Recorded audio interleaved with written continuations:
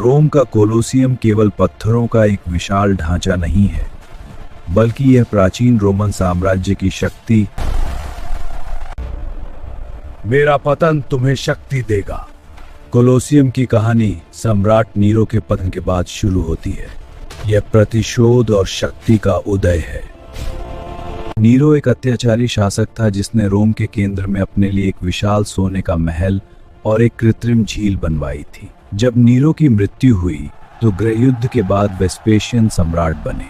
Vespasian जनता का दिल जीतना चाहते थे। उन्होंने एक ऐसा विशाल एम्फीथिएटर बनेगा जो रोम की जनता के मनोरंजन के लिए होगा। इसे आधिकारिक तौर पर फ्लेवियन एम्फीथिएटर कहा गया। सन 64 ईस्वी में रोम में एक भीषण आग लगी, जिसका दोष तत्कालीन सम्राट नीरो पर मढ़ा गया। नीरो ने जनता की मदद करने के बजाय शहर के जले हुए हिस्से पर अपने लिए एक आलीशान। जब नीरो की मृत्यु हुई तो नया राजवंश फ्लेवियन सत्ता में आया। इंजीनियरिंग का चमत्कार। इसका निर्माण 72 ईस्वी में शुरू हुआ और 80 ईस्वी में उनके पुत्र टाइटस के शासनकाल में पूरा हुआ। आकार। कोलोसियम दुनिया का सबसे बड़ा अंडाकार एम्फीथिएटर है। इसकी बाहरी दीवारें 48 मीटर ऊंची थीं। इसमें एक साथ 50,000 से 80,000 लोग बैठ सकते थे। बैठने की व्यवस्था सामाजिक श्रेणी के आधार पर थी। सम्राट और सिप से आगे और महिलाएं व गरीब सबसे ऊपर। खींचो और तेज, एक साथ खींचो। बस हो गया, रोक दो। कोलोसियम का निर्माण उस समय की सबसे बड़ी इंजीनियरिंग चुनौती थी। इसे बनाने के लिए यहूदी जावम काम पर लगाया गया। क्योंकि ये एक सूखी हुई झील पर बन रहा था, इसलिए दलदली जमीन को सुखाने के लिए गहरी नालियां बनाई गईं। इसे बनाने पत्थरों को जोड़ने के लिए सीमेंट नहीं, बल्कि 300 टन लोहे के क्लिप्स का उपयोग किया गया था। यहाँ बैठने की व्यवस्था रोमन समाज के भेदभाव को दर्शाती थी। उसके ऊपर व्यापारी और रईस, फिर आम नागरिक, और सबसे ऊपर की लकड़ी की सीटों पर महिलाएं और गरीब बैठते थे। विकास में इस स्टेडियम में 80 प्रवेश द्वार थे। आज के आधुनिक इसी वुनिक का उपयोग करते हैं। कोलोसियम के उद्घाटन के अवसर पर 100 दिनों का उत्सव मनाया गया, जिसमें हजारों जानवरों और योद्धाओं की बलि दी गई। ग्लेडिएटर युद्ध। यहाँ गुलामों और कैदियों ग्लेडिएटर के बीच जानलेवा मुकाबले होते थे।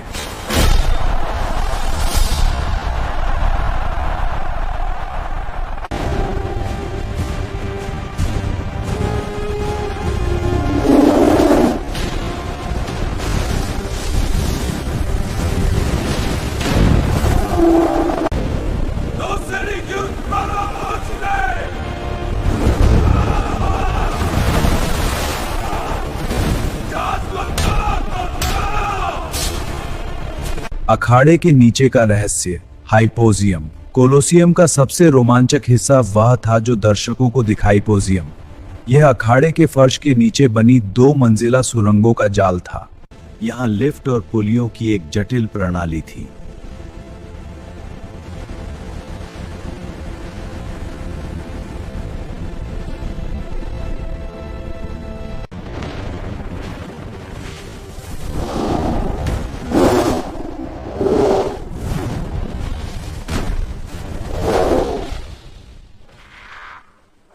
यहाँ ग्लेडिएटर अपनी मौत या जीत का इंतजार करते हुए अंधेरी कोठरियों में समय बिताते थे।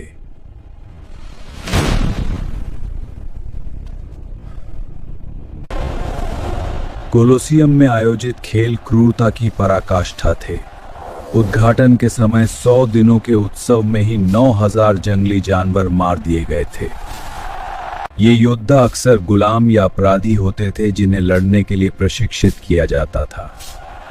अगर भीड़ अंगूठा नीचे करती तो हारने वाले को मार दिया जाता था। तो कहा जाता है कि इन खेलों के कारण उत्तरी अफ्रीका से हाथियों और शेरों की प्रजातियां हमेशा के लिए विलुप्त हो गईं। नौसैनिक युद्ध नामाचिया। पानी में जहाज उतारे जाते थे और असली नौसैनिक युद्ध की नकल की जाती थी। यह भव्य और खूनी मनोरंजन था। 400 से अधिक वर्षों तक कोलोसियम मौत के तमाशे का केंद्र रहा, लेकिन 5वीं शताब्दी के बाद रोमन साम्राज्य के पतन और ईसाई धर्म के उदय के साथ ये खेल बंद हो। मध्यकाल में कोलोसियम का बुरा दौर शुरू हुआ। 847 और 1339 के बड़े भूकंपों ने इसके बाहरी हिस्से को गिरा दिया। लूटपाट कोरुइन को एक मुफ्त की खदान समझा जाने लगा। इसके कीमती संगमरमर को उखाड़कर सेंट पीटर बेसिलिका और बड़े बड़े महलों को बनाने में इस्तेमाल किया गया। आज कोलोसियम की दीवारों में जो अनगिनत छेद दिखते हैं, वे उन लोहे के क्लिप्स को निकालने के लिए किए गए थे जो पत्थरों को जोड़ते थे। जैसे जैसे रोमन साम्राज्य कमजोर हुआ और ईसाई धर्म का प्रभाव बढ़ा, ग्लेडिएटर युद्ध बंद हो गए।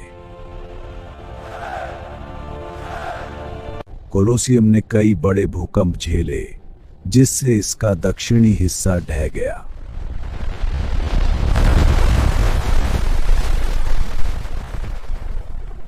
पत्थरों की चोरी मध्यकाल में इसे एक खदान की तरह इस्तेमाल किया जाने लगा। 18वीं शताब्दी में चर्च ने इसे पवित्र स्थल घोषित किया, जिससे इसकी तोड़फोड़ रुकी। आज यह दुनिया के सबसे प्रतिष्ठित स्मारकों में से एक है। यह हमें याद दिलाता है कि रोमन साम्राज्य कितना महान था, लेकिन साथ ही यह भी याद दिलाता है कि मनोरंजन के नाम पर इंसान कितना क्रूर हो सकता है। आज यह मृत्युदंड के खिलाफ अंतर्राष्ट्रीय आंदोलन का प्रतीक बन चुका है। जब भी दुनिया में कोई देश फांसी की सजा को खत्म करता है, कोलोसियम को सुनहरी रोशनी से नहला दिया जाता है।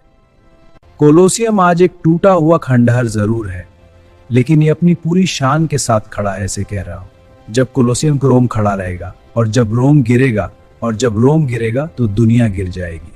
आज कोलोसियम इटली के सबसे लोकप्रिय पर्यटन स्थलों में से एक है।